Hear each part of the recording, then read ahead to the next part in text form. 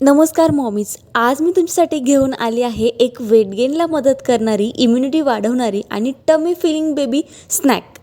हो, आपण छान असे बेबीसाठी कटलेट पाहणार आहोत. 8 ते 9 महिन्यापर्यंत 8 महिन्याचं बाळ झालं की 12 महिन्यापर्यंत बाळाला आपण हे देऊ शकतो. तुमचं बाळ भाज्या खात नसेल तर तुम्ही अशा प्रकारे वेगवेगळ्या पद्धतीने त्याला भाज्या खाऊ घालण्याचा प्रयत्न करू शकता. आणि सगळ्यात इथे मी अगोदर घेतली आहे ब्रोकोली. ती छान आपल्याला इथे बॉईल करून घ्यायची आहे. आणि माझ्याकडे उकळलेला बटाटा होता, तो देखील घेतला आहे. आणि दोन्ही छान असं आपल्याला अगदी सॉफ्ट बॉईल करून घ्यायचं आहे. कडक नको, अगदीच सॉफ्ट झालं पाहिजे. खूप इझिली चमच्याच्या साहाय्याने ते मॅश झालं पाहिजे असं आपल्याला बॉईल करून घ्यायचं आहे. आणि याच्यातून बेबीला ब्रोकोलीमध्ये खूप सारे हे असतात, इम्युनिटी स्ट्रॉंग करते, पोटी स्मूथ ठेवते. बटाटा बेबीला एनर्जी देतो. गहू पीठ वेट गेनला मदत करतो. आणि ओट्समुळे फायबरमुळे डायजेशन चांगलं राहते. ते छान असं स्मॅश करून घेतलं आहे इथे मी. आता आपण काय करायचं आहे, याच्यामध्ये गव्हाचं पीठ घेऊयात आणि थोडंसं ओट्सचं पीठ टाकूयात. तुम्ही जर गव्हाचं पीठ टाकलं तरीही चालतं, काही हरकत नाही. दोन्ही इथे मिक्स केलेलं आहे. त्यात आपल्याला एक 3-4 चमचे, छोटे छोटे चमचे जे असतात ते आपल्याला टाकून घ्यायचे आहेत. आणि ही खूप हेल्दी रेसिपी आहे बेबीसाठी. तुमचं बेबी जर असं फूड खात असेल तर तुम्ही तुमच्या बेबीला देऊ शकता. 8-8.5 महिन्याचं झाल्यानंतर तुम्ही बेबीला हे देऊ शकता, जर बेबी खात असेल तर.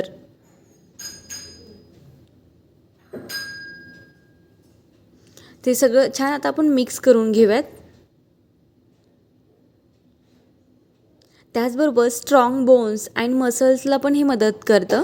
आणि इथे मी थोडंसं धनिया पावडर टाकून घेतलं आहे. ब्रेन डेव्हलपमेंटला सुद्धा हे मदत करतं. इम्युनिटी बूस्ट होते आणि त्याचबरोबर टमी फुल ठेवते. मध्ये मध्ये भूक कमी लागते.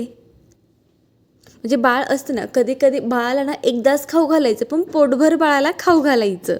म्हणजे कसं, बाळ किरकिरी करत नाही आणि रडत देखील नाही तो जास्त. म्हणून बाळाला अगदी हे कसं पचायला पण हलकं आहे, पोटी पण साफ ठेवतं. काय याच्यामध्ये सुपर फायबर रिच, पोटी प्रॉब्लेम कमी करतो. आणि बेबीला खूप जास्त वेळ भूक लागत नाही. एकदम स्लो एनर्जी रिलीज करत असतो. आणि हे छान असं आपण मळून घेऊया त्याला हातानेच. पाणी वगैरे टाकायची अजिबात गरज नाही आपल्याला. आयरन अँड मॅग्नेशियम ग्रोथसाठी खूप चांगलं आहे हे. त्याचबरोबर याच्यामध्ये बी विटॅमिन्स, म्हणजे ब्रेन डेव्हलपमेंटला बी विटॅमिन्स जे असतं ते ब्रेन डेव्हलपमेंटला सपोर्ट करतं. आता छान इथे मी मळून घेतलेलं आहे. आणि कुठलंही आपलं जर तुम्हाला खूपच जास्त चिटकायला लागलं हाताला, थोडंसं तुम्ही घी लावू शकता. आणि इथे अगदी आपल्याला 1-2 मिनिट ठेवायचं आहे. खूप जास्त वेळ ठेवायचं नाही. आणि लगेच करायला घेतलं तरी पण काही हरकत नाही. लगेच आपण करायला पण घेऊ शकतो. आणि छोटे छोटे बॉल्स असे घेऊन, जसं आपण पुरी वगैरे करतो तसं आपण हातावरती याला छोटे छोटे कटलेट बनवून घेऊयात. आता बऱ्याचदा बाळ अशीच भाजी खाणार नाही आणि आपण त्याला कसं देणार ना भाजी अशीच खायला. त्याच्यामुळे अशा पद्धतीने आपण बाळाला भाज्या खाऊ घालू शकतो. आणि तुम्ही कुठल्याही प्रकारचे, मी अगोदर तसा शेप केला होता, नंतर मी असा शेप केला आहे. कुठल्याही शेपमध्ये तुम्ही बाळाला देऊ शकता. छान असे आपण शेप बनवून घेऊयात. आणि जेवढे कटलेट तुम्ही बनवाल ना तेवढे बेबी संपवून टाकतो. हा माझा अनुभव आहे. तुम्ही एकदा तुमचं बेबी जर असं फूड खात असेल नक्कीच ट्राय करा. आणि हे एकदम सॉफ्ट आहे. असं होणार नाही की बेबीला डायजेस्ट होणार नाही वगैरे, असं काहीच प्रॉब्लेम नाही याच्यामध्ये. तुम्ही बेबीला हे देऊ शकता. 8.5-9 महिन्याचा बेबी झाला तुमचा. माझा बेबी 8.5 वगैरे महिन्यामध्ये तो खायला लागला होता, 8-8.5 महिन्यामध्ये. आणि पहा छान इथे सॉफ्ट झालं आहे. प्रत्येक बाळ हे वेगळं असतं, त्याच्यामुळे तुम्ही बघा, जर बेबी खात असेल तर जरूर एकदा ट्राय करून पहा. आणि माझ्या बाळाने एवढं आवडीने खाल्लं ना, अक्षरशः हाताने तो घेऊन खात होता. आणि याच्यामुळेच त्याला ना बऱ्याच गोष्टी अशा असं ना, फिंगर फूडमुळे त्याला ना स्वतःहून खायची सवय लागली आहे. बऱ्याच गोष्टी मी अशा चेअरवरती ठेवते आणि तो स्वतःहून खातो. आता मी इथे पॅनला घी लावून घेतलं आहे. घी छान लावून घ्यायचं आहे. आणि असाच पॅन घ्या जेणेकरून चिटकणार वगैरे नाही. एकदा चिटकली ना की मग ती कडक व्हायला लागते. त्याच्यामुळे असं पॅन घ्यायचं, चिटकणार नाही. आणि आपण सगळे एक एक करून हे करून घेऊयात, ठेवून घेऊयात. आणि मेन म्हणजे ना, तुमच्याकडे जर पॅक झाकण असेल तर चांगलीच गोष्ट. म्हणजे कसं थोडंसं ते कुक पण होईल. जसं आपण भाज्या इथे बॉईल करून घेतलेल्याच आहेत. आता त्याच्यावर झाकण ठेवून घेऊयात आपण. माझ्याकडे हे असं झाकण आहे, प्लेट आहे, तीच मी ठेवून घेते.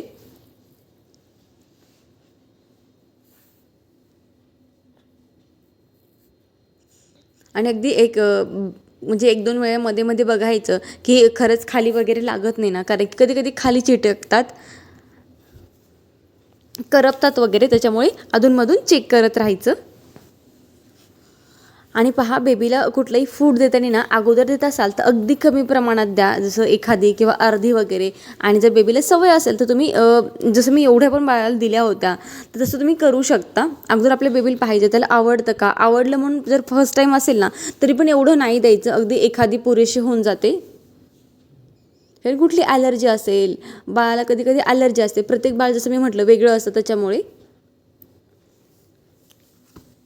आणि आता मी पुन्हा दुसरी साईड पलटून घेतली आहे आणि आता पुन्हा झाकण ठेवून घेतलं होतं. आता ती पण साईड छान अशी शेकलेली आहे. दोन्ही साईड आपल्याला छान शेकून घ्यायच्या आहेत, करपू द्यायच्या नाहीत खाली. स्लो गॅसवरती आपल्याला करायचं आहे. बाळाचं जेवण बनवायला थोडासा वेळ लागतो, पण ठीक आहे, स्लो गॅसवरती झालं की ते व्यवस्थित शिजलंही जातं आणि बाळासाठीही चांगलं असतं आपल्या.